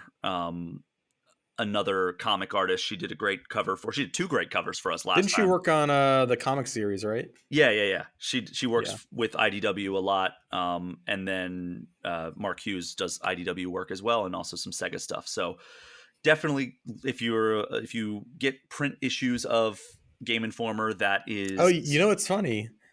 People have been asking if they can get print versions of Game Informer, like at the store. I walked into my local GameStop today, and they had a whole stack of probably 20 Game Informers sitting right there at checkout. Oh, great! That's awesome. They had the Diablo. They had our most recent cover, Armored Core.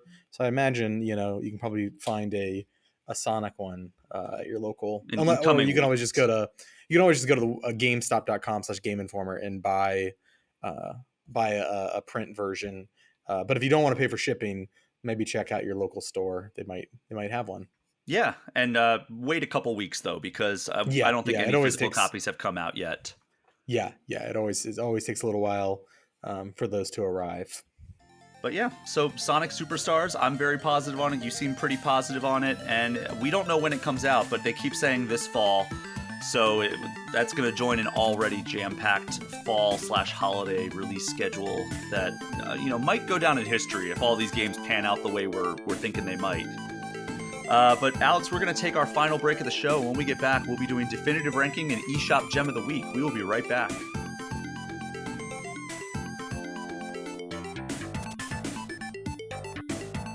We are back, and it is time for Definitive Ranking, a recurring segment where we take a Nintendo topic and give our personal top 5 lists. Since this episode's main segment was all about Sonic Superstars, a game that is returning a long-running series to its roots, Alex, I want to get your top 5 series that you want to see go back to its roots. So start 5, count it down to 1, give me a sentence about each. All right. This is totally off the dome. It's been a very busy day, but I am passionate about this topic. My number 5 is going to be Splinter Cell. Ooh. I love Splinter Cell. Obviously, we have news that they're remaking Chaos Theory, which I love Chaos Theory. But yeah, I want that to go back to its roots in stealth gameplay, in asymmetrical multiplayer, specifically Spies versus Mercenaries. Are there any Splinter Cell games on Switch? Do you know? I don't think so. Yeah, missed opportunity. So that is going to be my number 5. My number 4 is going to be Roller Coaster Tycoon. Ooh, that's a good one. Yeah. So there are Roller Coaster Tycoon games on Switch, specifically Tycoon 3. And I'm not sure if they ever released the deluxe version. I think they just have Roller Coaster Tycoon 3 and then Tycoon Adventures on Switch. I think so. And those are like fairly recent, I believe. I mean, obviously 3 isn't, but Roller Coaster Tycoon Adventures came out, I want to say like 5-ish years ago, I believe. Oh yeah, 2018, December 2018. And that is a series that I would love to go back to its roots in pixel art, and really double down on the management side and that game is just it's complicated, but it's presented in such a simple way that it's very approachable and it's great for long sessions. So yeah, I would love Roller Coaster Tycoon to go back to its roots. Man, I'm literally just going off the top of the dome, Shay. Okay, you ready for the next one? I mean, that was a great entry that I wish that I thought of. But yeah, go ahead. Number 3. Number 3, it's going to be it's going to be Crackdown. Oh wow. Yeah, we got Crackdown 3 a few years ago. That was obviously that's probably going to be the last Crackdown game we get. But man, Crackdown 1, one of my favorite games of all time. I think on my list of the top 50 games of all time, it's number 11. I love Crackdown 1. I think it's great. And I'd love to see that series return to its roots. And for people who haven't played that, it's a open world superhero game where the way you level up is just by, so if you want to get stronger, you just do strength based activities. And so like if you're level 1 strength, just go punch a bunch of stuff and you'll get level 2, and you'll slowly get up to where you can like lift cars and throw them at people. The same thing with jumping. If you jump a lot, your jumping ability gets to the point where you can jump over skyscrapers. It's a really cool game with great progression. So that's number 3, right? Yes. Number 2, in a game that would be perfect on Switch, especially because Microsoft plays well with Nintendo these days, would be Viva Pinata. I think a new Viva Pinata, back to basics. Viva Pinata 1 and 2. 2 was got a little, I feel like, feature creep. And then there was like several spin-offs that didn't really do it for me. But I would love to see that series come to Switch specifically, and go back to its gardening, breeding roots. That game would be perfect on Switch. I love Viva Pinata. I think it would be accepted by the Nintendo community with open arms. And it is one of my favorite games of all time. Specifically number 15 on my favorite games of all time. I have heard a lot of people sing the praises of that series, and I just have never done it. It's so good. Oh, it's incredible. It's incredible. Man, last one. I got to make this one count. Yeah, this is your number 1. Yeah, this is my number 1. Should have been Roller Coaster Tycoon, to be honest. I know it could have. That would have been pretty good.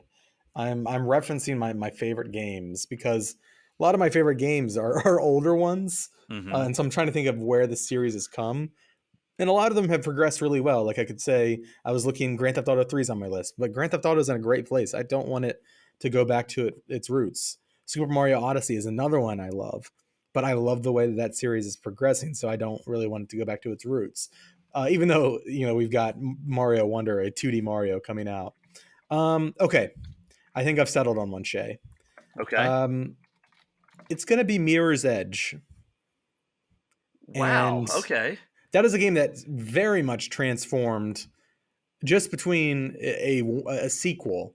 It very much became bloated and transformed into something that um, maybe like seemed cool on paper, but in execution was very very flawed and bloated and just suffered majorly from feature creep. The first Mirror's Edge, um, which I recommend everybody playing. Was simple. Uh, Simple linear parkour platforming. You're being chased, you run, you slide, you climb, you run some more, you wall run. God, Mirror's Edge is maybe the game I've replayed most in my life, unless you count resubscribing to World of Warcraft several times.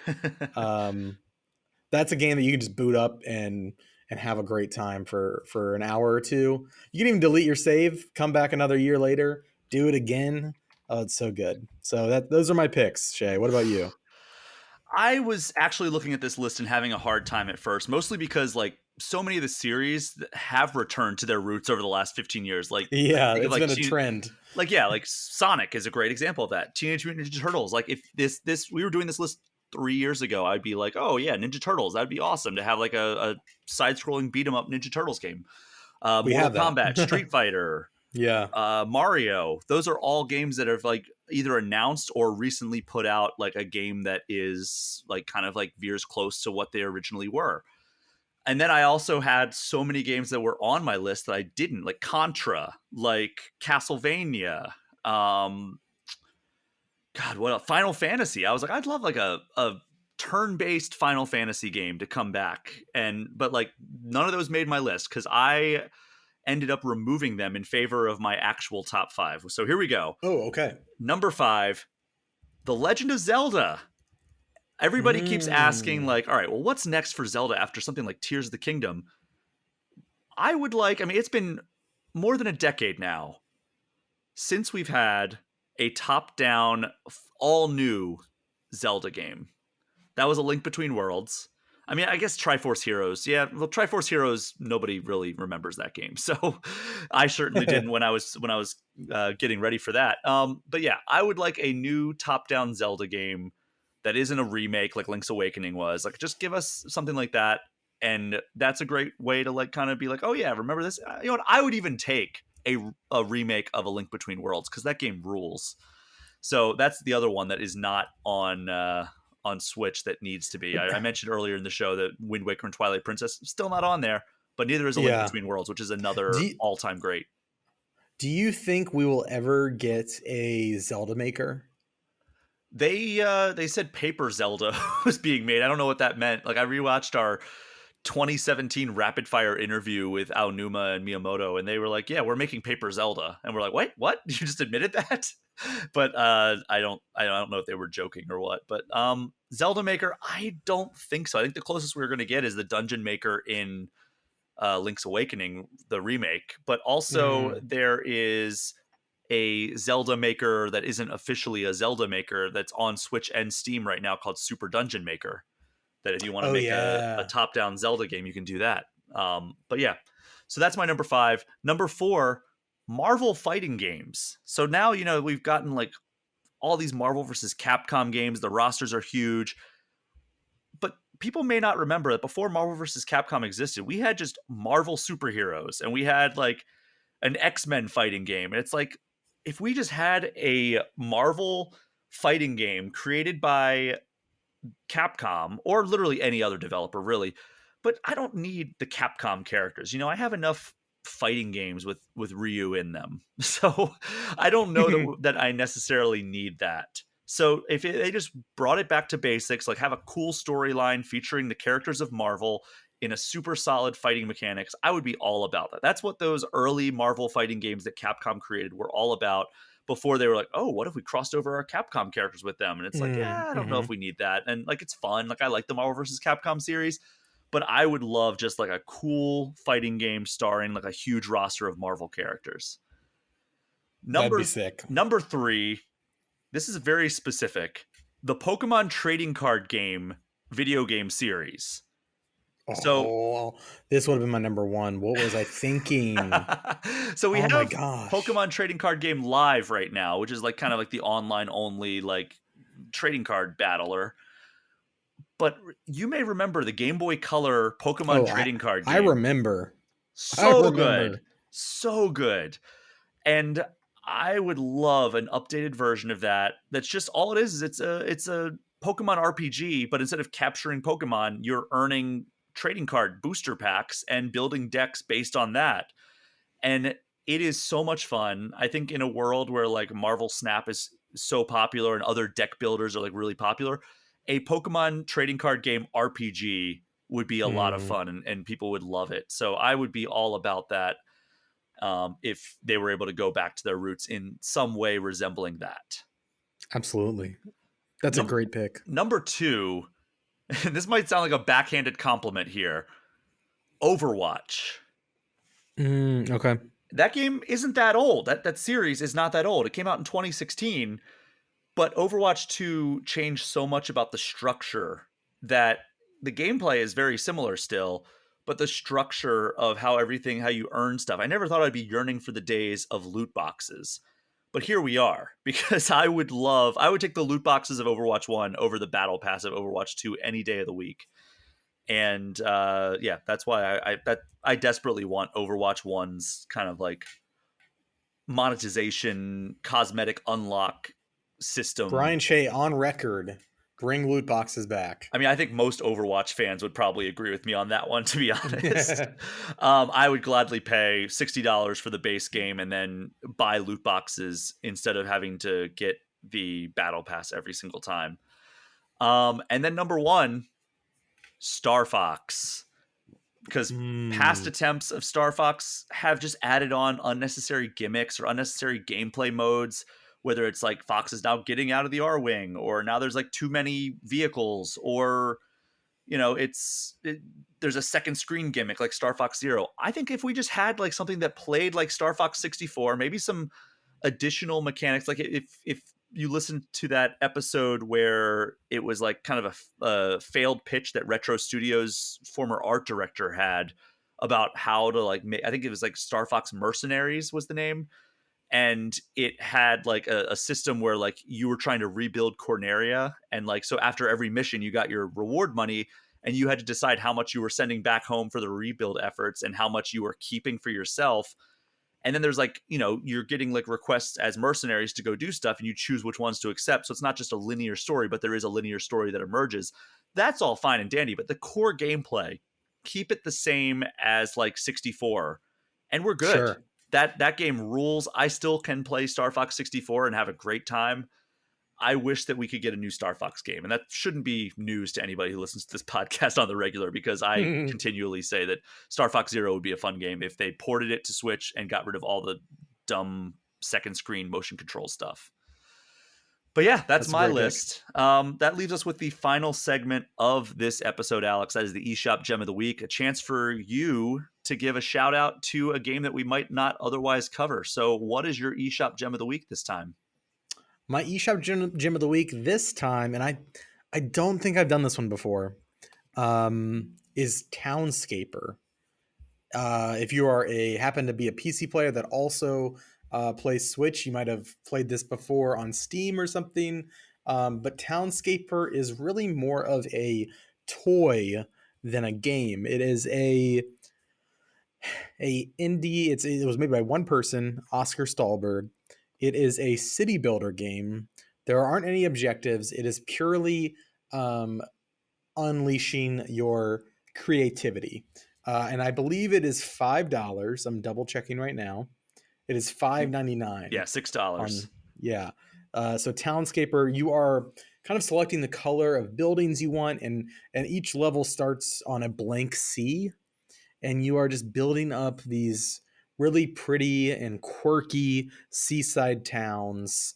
And the higher you stack, or different combinations, the way you stack things, they create new different kinds of buildings. And so it's like the game of it is mostly, oh, what kind of combinations of buildings can I make that make a new type of building, right? Mm-hmm. But there aren't any objectives. It is purely expression. Great, a lot of screenshots taken on this thing for me. But yeah, I definitely recommend Townscaper, my eShop gem of the week. I literally just downloaded it on my dad's Nintendo Switch this morning. How does it play on Switch? I mean, have you had a chance to really dig into it? Like, does it seem like it translates well? Because I do have it on Steam, but I would prefer to have it on Switch. Yeah, I mean, it's not as like fast, like with the mouse. You have more precision. You're doing all of that with a Switch instead of a mouse and keyboard. But yeah, it's not a demanding game in terms of like controls or motor skills. So it translates pretty well from what I've seen. Well, that's great to hear. I'll have to, another game that I'm just going to have to buy, because I think the last one I recommend was that Lo-Fi Hip Hop or Lo-Fi Ping Pong. Yeah. Yeah. I did buy that one as well. It's a fun Game's game good. too. Yeah. Game good.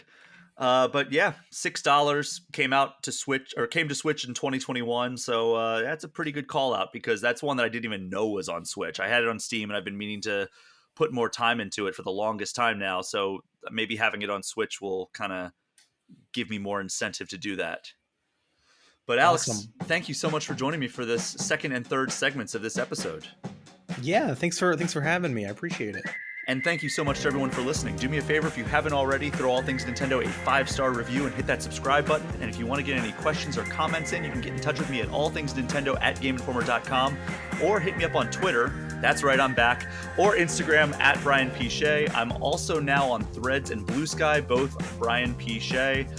You can also join the Game Informer community Discord, which is a perk for subscribing to our Twitch channel, even just for 1 month. Alex, tell everyone where they can find you online. Yeah, you can find me alexvanaken.com. That has a tab that says where to find me, and has links to all of my social media. But yeah, I'm at It's Van Aken on pretty much every social media platform that I want you to find me on. It's just ITSVANAKEN. I'm on pretty much all of them, and we're not going to talk about what that does to somebody's mental health.